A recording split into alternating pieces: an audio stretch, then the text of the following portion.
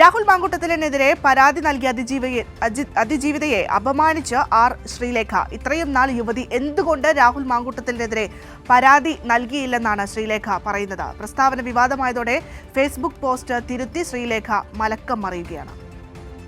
ജീവിതയുടെ അടുത്ത് ചെന്നിട്ട് വനിതാ പോലീസിന്റെ സ്റ്റേറ്റ്മെന്റ് റെക്കോർഡ് ചെയ്തിട്ട് ബാക്കി പ്രൊസീജിയർ ചെയ്യാം. അത് വൈകിയതിൻ്റെ ഒരു വിദ്വേഷം, അതിൻ്റെ ഒരു വിഷമം, ഇത്രയും വൈകാൻ പാടില്ലായിരുന്നു. ഒരു പ്രതിക്ക് ഇങ്ങനെ യഥേഷ്ടം ഇറങ്ങി നടക്കാനുള്ള ഒരു അവസരം കൊടുത്തില്ലേ, അത് വൈകുന്നതിലുള്ള ഒരു പ്രതിഷേധവും കൂടെ ചേർത്താണ് ഞാൻ ആ പോസ്റ്റ് ഇട്ടത്. ഇതൊക്കെയൊപ്പമാണ്. അതോടൊപ്പം തന്നെ വൈകിയതിൻ്റെ ഒരു വിഷമം എനിക്ക് രേഖപ്പെടുത്താതിരിക്കാൻ വയ്യ. ഈ അവസരത്തിലെങ്കിലും ആ കുട്ടി തുറന്ന് വന്നല്ലോ, അതെങ്കിലും നന്നായി. ഇത്രയും നാളായിട്ട് പോലീസ് നടന്നിട്ട് കുട്ടി പരാതി കൊടുക്കാൻ തയ്യാറായില്ല, ഇപ്പോഴെങ്കിലും വന്നല്ലോ, അത് നന്നായിന്ന് ഞാൻ തിരുത്തൽ എഴുതിയിട്ടുണ്ടല്ലോ.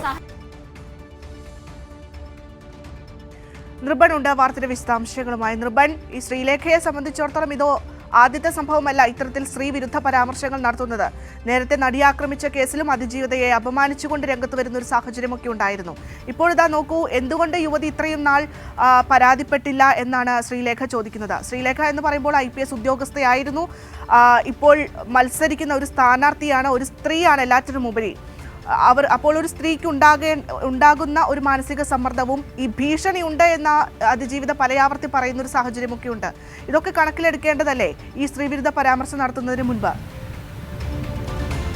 തീർച്ചയായും അതുകൊണ്ട് തന്നെയാണ് ഭദ്ര ഇത് വിവാദമായത്. കാരണം കേരളത്തിലെ ആദ്യത്തെ വനിതാ IPS ഉദ്യോഗസ്ഥയാണ്, DGP റാങ്കിൽ നിന്ന് വിരമിച്ച ഒരാൾ. അവർ ഇങ്ങനെ ഒരു കേസുമായി ബന്ധപ്പെട്ട് ഇര രംഗത്ത് വരികയും മുഖ്യമന്ത്രിക്ക് നേരിട്ട് പരാതി നൽകുകയും ചെയ്യുമ്പോൾ സ്വാഭാവികമായും ഇരയ്ക്ക് ആത്മവിശ്വാസം പകരുന്ന ഒരു പ്രതികരണമാണ് രാഷ്ട്രീയത്തിനതീതമായി മുൻ DGP കൂടിയായിട്ടുള്ള ആർ ശ്രീലേഖയിൽ നിന്ന് ഉണ്ടാകേണ്ടിയിരുന്നത്. പക്ഷേ മറിച്ച് അവർ പറഞ്ഞ ആ ഭാഗം തന്നെ ഏറ്റവും സ്ത്രീ വിരുദ്ധമാണ്. കാരണം ഒട്ടും സ്ത്രീകൾക്ക് ഗുണകരമായിട്ടുള്ള അനുകൂലമായിട്ടുള്ളൊരു പോസ്റ്റല്ല. ആ പോസ്റ്റിൻ്റെ തുടക്കം തന്നെ ഇത്ര നാൾ യുവതി എന്തുകൊണ്ട് പരാതി നൽകിയില്ല, ഇപ്പോൾ എന്തിന് നേരിട്ട് മുഖ്യമന്ത്രിക്ക് പരാതി നൽകി, പ്രതിക്ക് ഫോൺ ഓഫാക്കി മുങ്ങാനുള്ള മുൻകൂർ ജാമ്യാപേക്ഷ നേടാനുള്ള അവസരത്തിനോ, ഒപ്പം തന്നെ അതോ ശബരിമലയെ സ്വർണ്ണക്കൊള്ളയിൽ വമ്പന്മാരെ കൂടുതൽ പേരെ അറസ്റ്റ് ചെയ്യാതിരിക്കാനോ.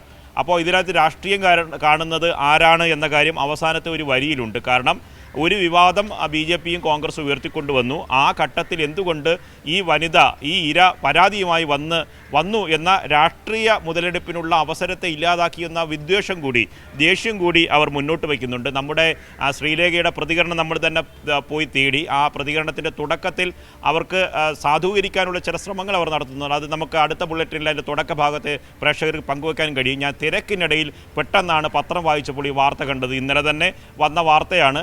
ആ വാർത്ത കണ്ടപ്പോൾ പെട്ടെന്നൊരു സ്ത്രീ എന്ന നിലയിൽ താൻ ഇട്ടതാണ് എന്നതായിരുന്നു ആദ്യഘട്ടത്തിൽ ന്യായീകരണം. അതിനുശേഷം മറ്റു ചില കാര്യങ്ങൾ കൂടി പറയുന്നുണ്ട്. അതുതന്നെ അവർ പറയുന്നതിന് പരസ്പര വിരുദ്ധമാണ്. സ്ഥിരമായി BJPയിൽ വന്ന ശേഷം അവർക്ക് പല കാര്യങ്ങളും തിരുത്തി പറയേണ്ടി വരുന്നുണ്ട്.